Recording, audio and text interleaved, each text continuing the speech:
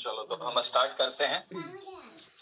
Chapter का name है carbon and its compound.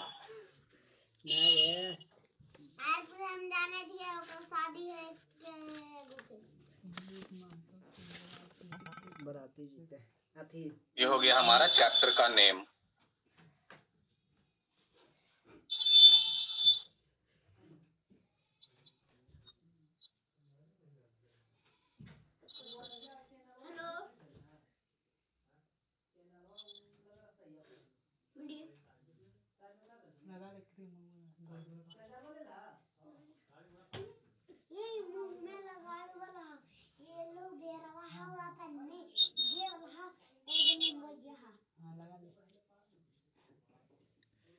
तो पहले मैं ये बतला दूं कि इस चैप्टर में हम लोग को पढ़ना क्या क्या है। मीन्स हम लोग पहले इसमें कंटेंट्स देख लेते हैं कि इस चैप्टर में हम लोग क्या क्या पढ़ेंगे। तो बच्चों की जैसा कि आप देख रहे हैं इस चैप्टर का नेम लिखा हुआ कार्बन एंड इट्स कंपाउंड, मतलब कि पहले हम लोग को कार्बन के बारे में पढ़ना है, फिर कार्बन से बनने वाला कंपाउंड के बारे में पढ़ना है। ठीक है, तो पहले हम लोग सबसे पहले कार्बन का इंट्रोडक्शन पढ़ेंगे। इंट्रोडक्शन ऑफ कार्बन हम लोग पहले पढ़ेंगे। कार्बन का इंट्रोडक्शन पढ़ने के बाद फिर हम लोग पढ़ेंगे properties of carbon. Properties of carbon पढ़ेंगे इसके बाद। फिर इसके बाद हम लोग पढ़ेंगे एलोट्रॉप। फिर इसके बाद नेक्स्ट में हम लोग पढ़ेंगे कोवैलेंट बॉन्ड। कोवैलेंट बॉन्ड, ये इतना हम लोग को पढ़ना है कार्बन में। अगर ये 4 पॉइंट हम लोग पढ़ लेंगे, मतलब ये समझना है कि कार्बन खत्म हो गया। कार्बन के बाद फिर हम लोग इट्स कंपाउंड में एंट्री लेंगे, मतलब कि कार्बन से बनने वाला कंपाउंड के बारे में फिर हम लोग पढ़ेंगे। ठीक है, तो कार्बन से बनने वाला कंपाउंड में सबसे पहले हम लोग पढ़ेंगे हाइड्रोकार्बन। सबसे पहले क्या पढ़ेंगे? हाइड्रोकार्बन पढ़ेंगे। हाइड्रोकार्बन के बाद फिर हम लोग पढ़ेंगे आइसोमर। आइसोमर के बाद फिर हम लोग पढ़ेंगे नॉमेनक्लेचर।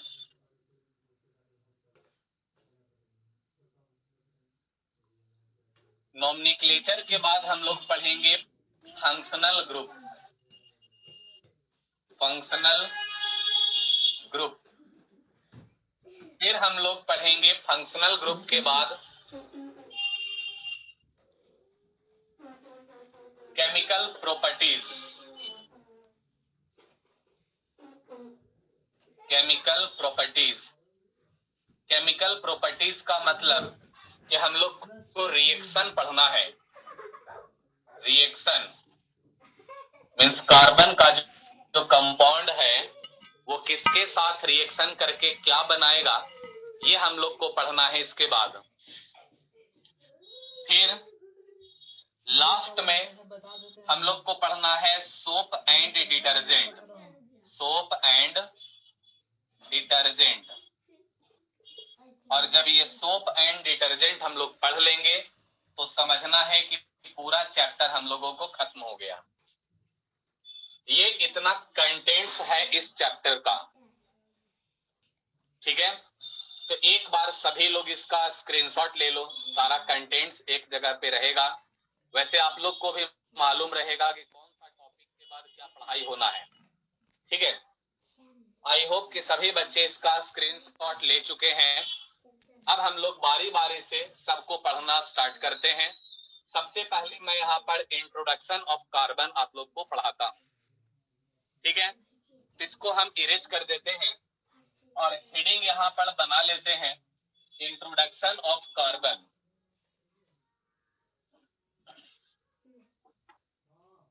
तो हेडिंग यहाँ पर हमने बना लिया इंट्रोडक्शन ऑफ कार्बन, कार्बन का इंट्रोडक्शन। तो बच्चों ध्यान दीजिएगा, मैं कार्बन का इंट्रोडक्शन यहाँ पर पॉइंट वाइज लिखते चलता हूं और बारी बारी से सभी पॉइंट को हम बतलाते चलते हैं। तो सबसे पहला पॉइंट है कि कार्बन का सिंबल सी होता है। ये सभी लोग शायद जानते होंगे कि कार्बन का सिंबल सी होता है, कैपिटल सी, है ना। तो पहला पॉइंट मैं यहां पर बना करके लिख देता हूं कि it is denoted by C, capital C.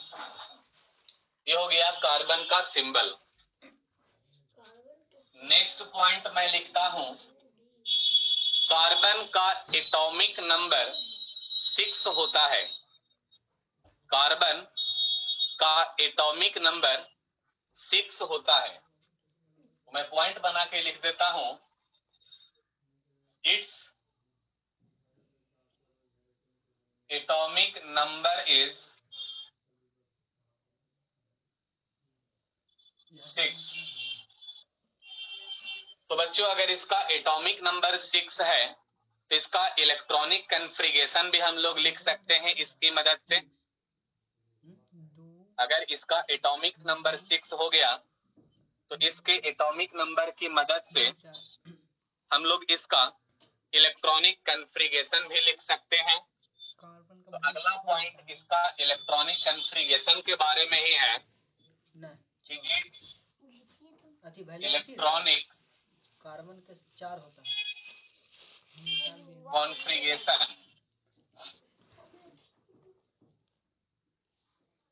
ये आप लोग इलेक्ट्रॉनिक कॉन्फ़िगरेशन क्लास 9 में पढ़े होंगे। तो 6 के अनुसार अगर इसका इलेक्ट्रॉनिक कॉन्फ़िगरेशन लिखे तो क्या हो जाएगा 2,4, या अगर इसको एक और मेथड से लिख दिया जाए तो हो जाएगा 1s2 2s2 2p2। ये इसका हो गया इलेक्ट्रॉनिक कॉन्फ़िगरेशन। अब ध्यान दीजिएगा, इस इलेक्ट्रॉनिक कॉन्फ़िगरेशन को देख करके हम लोग इसका वैलेंस इलेक्ट्रॉन लिख सकते हैं।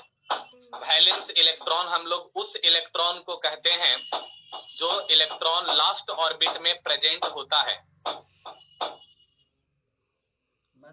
हो गया।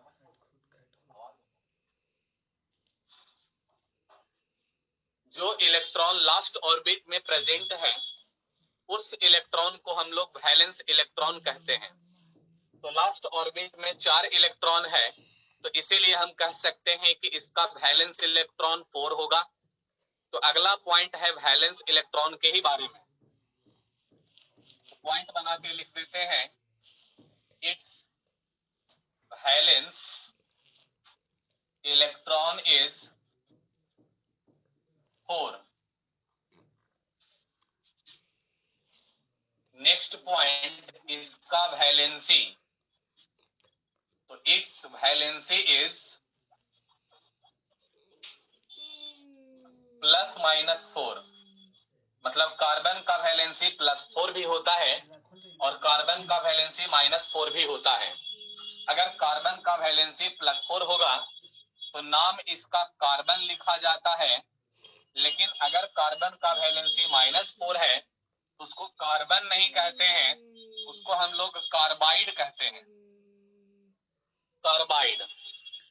तो कार्बन का 2 वैलेंसी होता है, +4 और -4। इसीलिए लिख दिए हैं कि इट्स वैलेंसी इज +-4।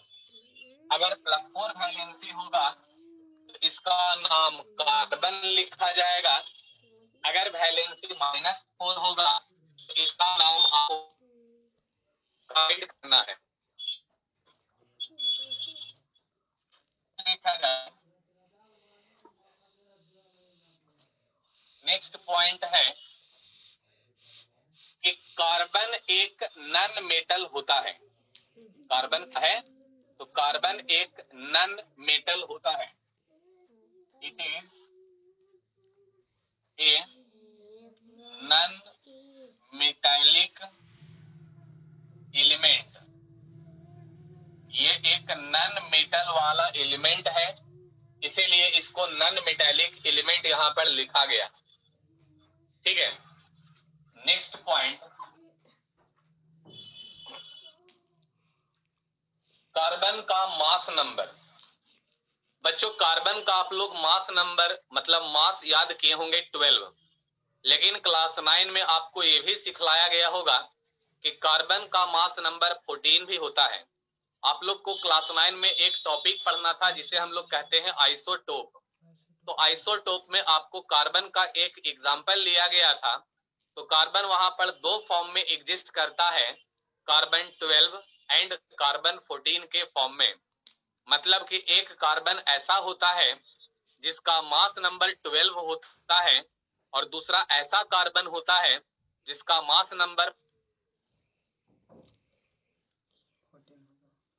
14 होता है। तो इसीलिए कार्बन का मास नंबर है और 14 भी लिख सकते हैं। ठीक है, तो लिख दिया जाए अगर तो हम लिख सकते हैं इसको इस तरीका से कि इट्स मास नंबर इज 12 और 14। मास नंबर 12 भी होता है और मास नंबर 14 भी होता है।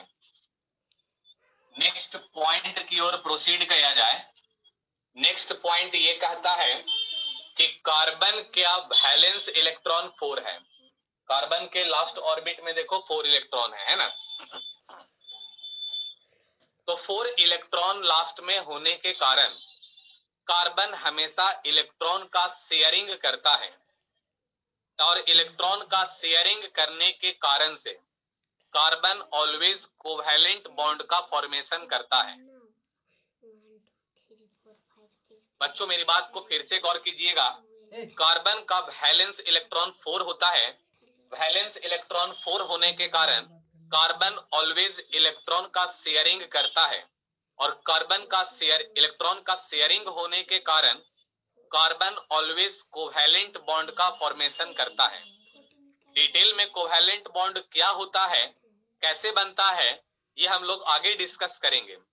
अभी आप लोग सिर्फ ये सुनिए और जानिए कि लास्ट ऑर्बिट में चूंकि 4 इलेक्ट्रॉन है, इसीलिए ना ही ये 4 इलेक्ट्रॉन का गेन कर सकता है और ना ही 4 इलेक्ट्रॉन का लॉस कर सकता है। वो कभी होता ही नहीं है। मैक्सिमम इलेक्ट्रॉन का गेन या मैक्सिमम इलेक्ट्रॉन का लॉस मैक्सिमम 3 इलेक्ट्रॉन तक होता है। 3 से ज्यादा इलेक्ट्रॉन का कभी भी गेन या कभी भी लॉस नहीं हो सकता है। ठीक है ना। अगर 3 इलेक्ट्रॉन से ज्यादा इलेक्ट्रॉन का गेन या लॉस अगर हो रहा है, इसका मतलब आपको यही समझना है कि इलेक्ट्रॉन का वहां पर शेयरिंग करवाया जाना है।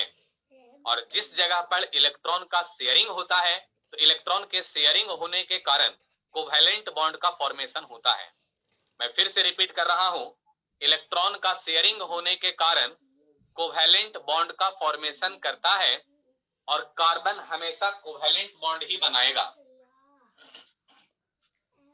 इसी बात को हम यहाँ पे लिख देते हैं, it always share some electrons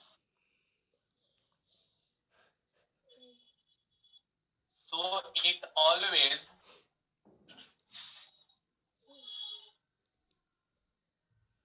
form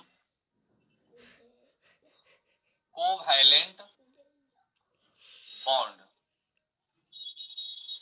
इसीलिए ये हमेशा कोवैलेंट बॉन्ड बनाता है। नेक्स्ट पॉइंट समझिएगा। लास्ट ऑर्बिट में देखो 4 इलेक्ट्रॉन है। ये आपको क्लास 9 में ही पढ़ाया गया होगा कि कोई भी एलिमेंट अपने लास्ट ऑर्बिट में 8 इलेक्ट्रॉन कंप्लीट करना चाहता है और 8 इलेक्ट्रॉन कंप्लीट करने के प्रॉपर्टी को ऑक्टेट रूल कहते हैं। Octet, OCTET, octet. तो ये ऑक्टेट कंप्लीट करने के लिए इसको 4 इलेक्ट्रॉन का और आवश्यकता है, कहीं और से इसको 4 इलेक्ट्रॉन और चाहिए मतलब कि कार्बन हमेशा 4 इलेक्ट्रॉन का शेयरिंग करेगा और 4 इलेक्ट्रॉन का शेयरिंग करने के कारण कार्बन 4 कोवैलेंट बॉन्ड्स बनाता है। तो मैं लिख देता हूँ पॉइंट बना करके कि it always form 4 covalent bonds. ये हमेशा 4 कोवैलेंट बॉन्ड बनाएगा। अब इस लाइन का मतलब समझिएगा।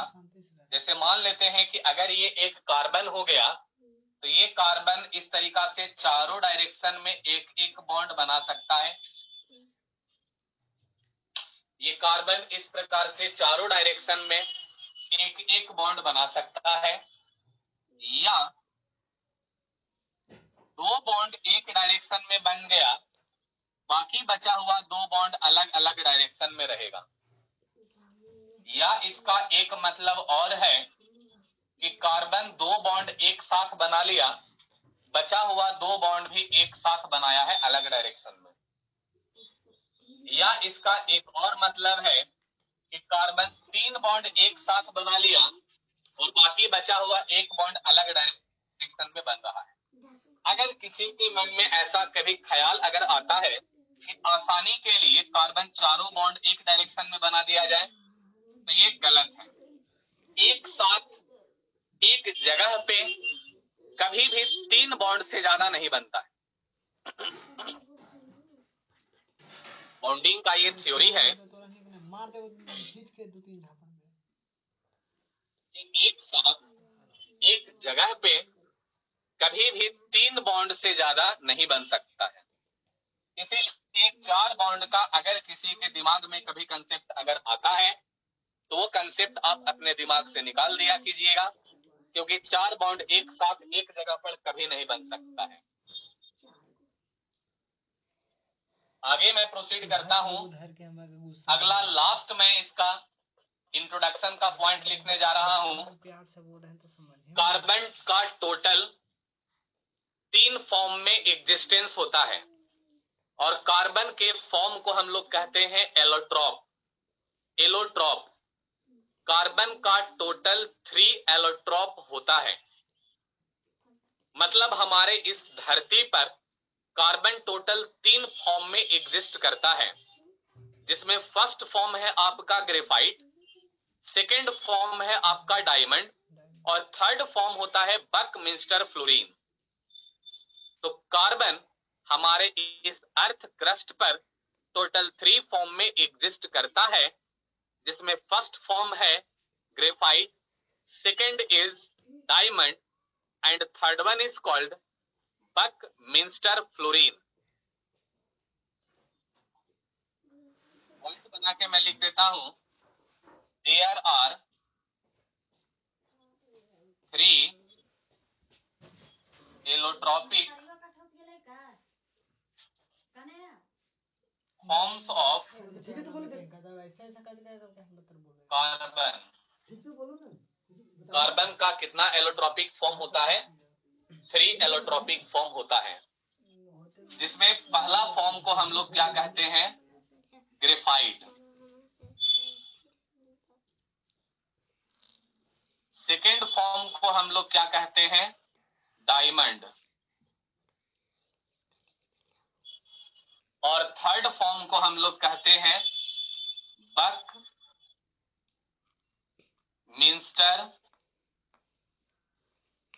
फ्लोरीन।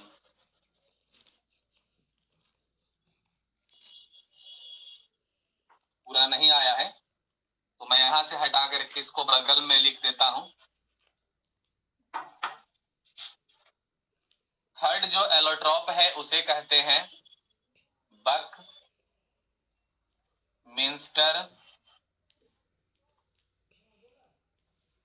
फ्लोरीन। यही हो गया कार्बन का इंट्रोडक्शन।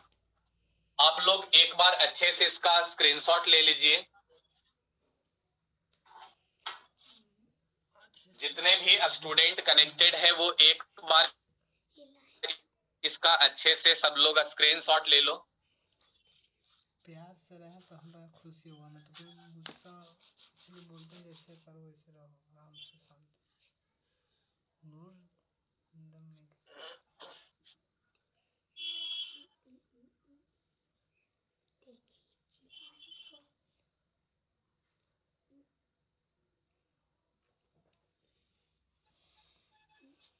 आई होप कि सभी स्टूडेंट एक बार इसका स्क्रीनशॉट ले चुके हैं। बोर्ड साइन कर रहा है, अब साइन करना बंद कर दिया होगा।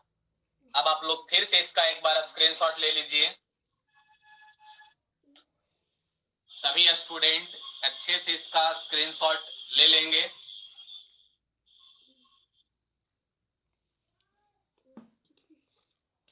आई होप कि सभी स्टूडेंट इसका स्क्रीनशॉट ले चुके हैं।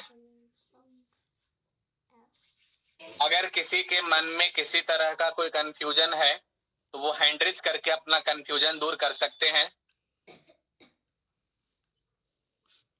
अगर किसी स्टूडेंट को कुछ कंफ्यूजन कहीं पर लग रहा है तो वह स्टूडेंट हैंड रेज करके अपना कंफ्यूजन दूर कर सकते हैं। क्या किन्हीं को कुछ पूछना है?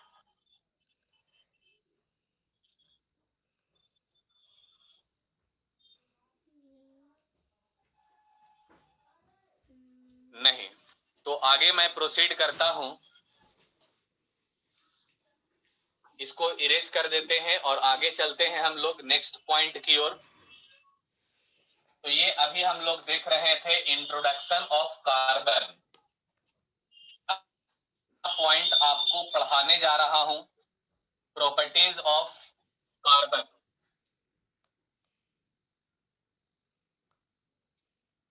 तो हम लोग हेडिंग यहां पर बना लेते हैं, प्रॉपर्टीज ऑफ कार्बन।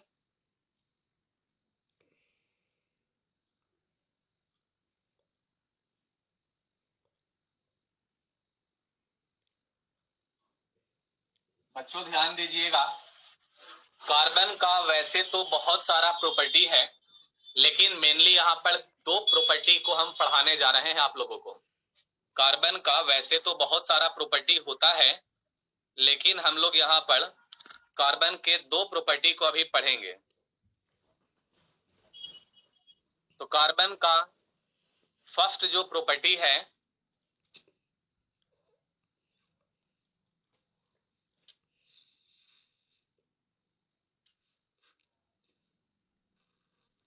कार्बन का जो फर्स्ट प्रॉपर्टी है इसको हम लोग कहते हैं टेट्रावैलेंसी। तो फर्स्ट प्रॉपर्टी को मैं यहाँ पे डिस्कस करता हूं। पहला प्रॉपर्टी का नाम है टेट्रावैलेंसी। बच्चों ध्यान दीजिए, ये जो टेट्रावैलेंसी है ये दो वर्ड के मिलने से बना हुआ है। एक वर्ड हो गया आपका टेट्रा और दूसरा वर्ड हो गया आपका वैलेंसी। तो टेट्रा एक ऐसा वर्ड है जिसका मतलब होता है फोर। फोर मतलब चार, ठीक है। और वैलेंसी एक ऐसा वर्ड है जिसका मतलब होता है number of bonds. Number of bonds. तो अगर दोनों को मिला दिया जाए तो टेट्रावैलेंसी का मतलब समझ में आ जाएगा। तो दोनों को हम लोग कैसे मिलाएंगे? तो दोनों को हम लोग इस प्रकार से देखो मिला सकते हैं कि कार्बन हमेशा फोर कोवैलेंट बॉन्ड्स बनाता है और इसी फोर कोवैलेंट बॉन्ड्स बनाने के प्रॉपर्टी को टेट्रावैलेंसी कहते हैं। कार्बन के पास यह क्षमता होता है कि कार्बन चार कोवैलेंट बॉन्ड को बना सकता है और इसी चार कोवैलेंट बॉन्ड बनाने के प्रॉपर्टी को टेट्रावैलेंसी कहते हैं। और क्योंकि कार्बन चार कोवैलेंट बॉन्ड बनाता है इसीलिए कार्बन को टेट्रावैलेंट भी कहते हैं। क्या कहते हैं? टेट्रावैलेंट। बच्चों ध्यान दीजिएगा, तो टेट्रावैलेंसी का मतलब है कि कार्बन के पास क्षमता होता है कि कार्बन चार बॉन्ड बना सकता है और इसी चार बॉन्ड बनाने के प्रॉपर्टी को हम लोग टेट्रावैलेंसी कहते हैं। और कार्बन चूंकि चार बॉन्ड बनाता है इसीलिए कार्बन को टेट्रावैलेंट भी कहा जाता है। तो मैं इसका थ्योरी यहाँ पे लिख देता हूं। Carbon has tendency to form 4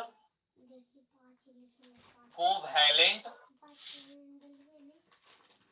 bonds. फिर अभी This property of carbon is called